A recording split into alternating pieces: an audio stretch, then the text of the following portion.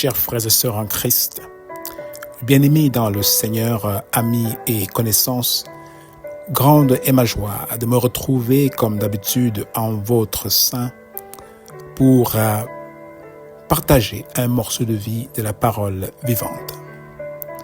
Que la paix, la grâce, l'amour et le salut de notre Dieu soient votre partage.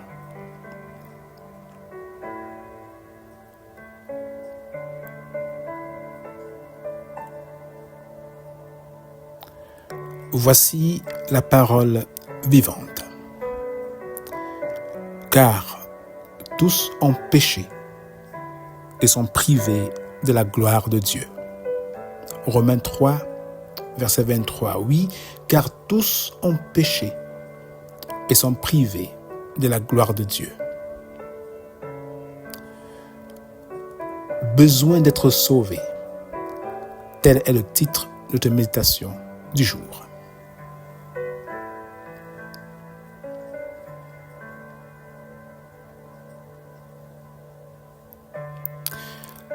Ai-je besoin d'être sauvé? Si oui, sauvé de quoi? Que vais-je perdre si je ne suis pas sauvé? Comment puis-je être sauvé? Ce sont des questions qui ont déjà traversé l'esprit d'au moins une personne dans cette vie. Peut-être toi-même qui m'écoutes aujourd'hui en fait partie. Et si c'est ton cas, alors je peux te dire, mon frère, ma sœur, mon ami, que tu es à la bonne place pour être éclairé. Car dès l'instant où une de ces questions commence à habiter ton cœur, je crois sincèrement que l'Esprit de Dieu est déjà à l'œuvre dans ta vie. Il travaille en toi et n'attend qu'une chose: ta coopération pour ton salut. D'après le verset que nous venons de lire, celui qui n'est pas encore sauvé est privé de la gloire de Dieu. Être privé de la gloire de Dieu, c'est être privé de sa présence, de sa puissance et de ses bienfaits.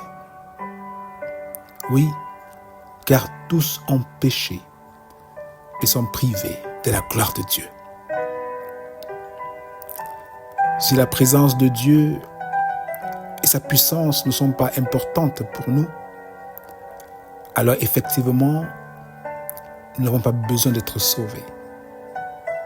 Nous préférerons vivre dans le péché et en subir les conséquences qui nous conduisent directement à la mort. Car le salaire du péché, c'est la mort, nous dit l'apôtre Paul en Romains 6, verset 23. Et cette mort n'est pas seulement physique, elle est surtout une séparation éternelle avec la présence de Dieu. Mais le salut, lui, nous arrache de la puissance du péché et à ses conséquences. Le salut nous délivre de l'emprise du diable et du royaume des ténèbres pour nous placer dans la lumière, dans la présence vivifiante de Dieu. À cause de nos péchés que nous portons depuis notre entrée dans ce monde, nous sommes privés de cette sainte présence. Il n'y a personne sur la terre qui puisse dire qu'il est sans péché. Ce serait faire de Dieu un menteur, alors que sa parole nous affirme que tous ont péché et sont privés de sa gloire. Jésus lui-même déclara à un chef qui lui posa la question. Jésus lui répondit: pourquoi m'appelles-tu bon? Il n'y a de bon que Dieu seul. Luc 18, verset 19. Si nul n'est bon, sinon Dieu seul, alors chaque être humain doit vivre un réveil de conscience, reconnaître qu'il est pécheur et qu'il a besoin d'être sauvé. Oui, Nous avons besoin de la vie éternelle que Dieu nous offre en Jésus-Christ, son Fils unique, notre Seigneur et Sauveur. Car oui, le salut du péché, c'est la mort. Mais le don gratuit de Dieu en Jésus-Christ, c'est la vie éternelle. Nul ne peut échapper à l'héritage du péché. Que nous le voulions ou non, que nous essayions de l'ignorer ou de faire semblant qu'il n'existe pas, c'est une réalité de la condition humaine. Et l'apôtre Paul nous dit en Romains 5, verset 12, « C'est pourquoi, comme par un seul homme, le péché est entré dans le monde, et par le péché la mort, et qu'ainsi la mort s'est étendue sur tous les hommes, parce que tous ont péché. » Romains 5, verset 12. Et encore, en Romains 5, verset 14, l'apôtre Paul dit, « Cependant, la mort a régné depuis Adam jusqu'à Moïse, même sur ceux qui n'avaient pas péché par une transgression semblable à celle d'Adam, lequel est la figure de celui qui devait venir. » Oui, mon frère, ma sœur, mon ami, voilà notre réalité. Ne l'ignorons pas. Si Dieu ne se préoccupait pas de notre salut, il ne nous donnerait pas aujourd'hui l'opportunité de nous tenir devant le miroir de sa parole pour reconnaître notre condition réelle. Alors la question demeure, comment entrer dans ce salut? Que devons-nous faire pour bénéficier de la gloire de Dieu, de sa présence et de sa puissance dans nos vies? Nous répondrons à ces questions dans la prochaine édition de la parole vivante du jour. Mais d'ici à là, prions. Et après cette prière, je nous laisse avec un morceau spécial.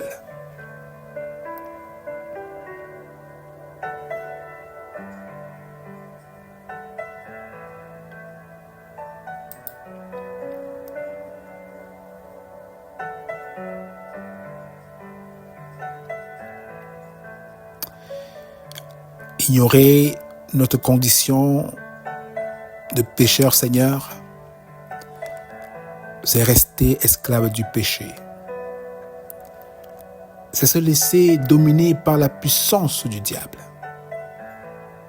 C'est se priver de ta présence sainte et glorieuse que tu désires, pourtant partager éternellement avec nous. Merci, ô Père, de nous avoir donné aujourd'hui l'opportunité de prendre conscience de notre véritable condition devant toi. Dans ta grâce, donne-nous la force et le courage d'abandonner cette vie de péché. Attire-nous à toi, toi qui nous aimes tant. Merci au Père d'avoir donné ton Fils, bien-aimé Jésus-Christ, pour nous arracher à la mort causée par le péché et nous offrir la vie éternelle. C'est en son précieux nom que nous avons prié. Amen. Sois béni mon frère, sois béni ma sœur, et passe le mot, afin que d'autres autour de toi puissent réaliser qu'ils ont besoin d'un sauveur. Passe le mot et sauve une âme. Passe le mot et donne à quelqu'un autour de toi d'expérimenter la puissance, la présence et les bienfaits de la gloire de Dieu. Oui, d'ici à ce qu'on se revoit pour une prochaine édition de la parole vivante, afin de partager comment entrer dans cette présence. Je vous laisse dans ses bras d'amour, que sa présence vous comble, qu'il vous change, qu'il nous change et qu'il nous rende agréables à ses yeux.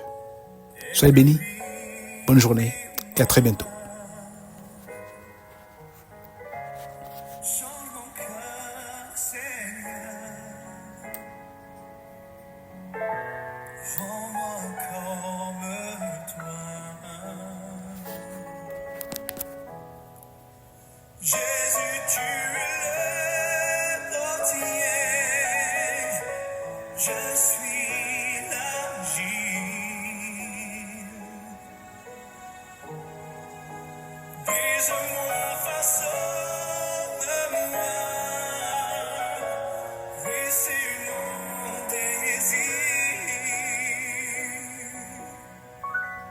Change mon cœur, Seigneur,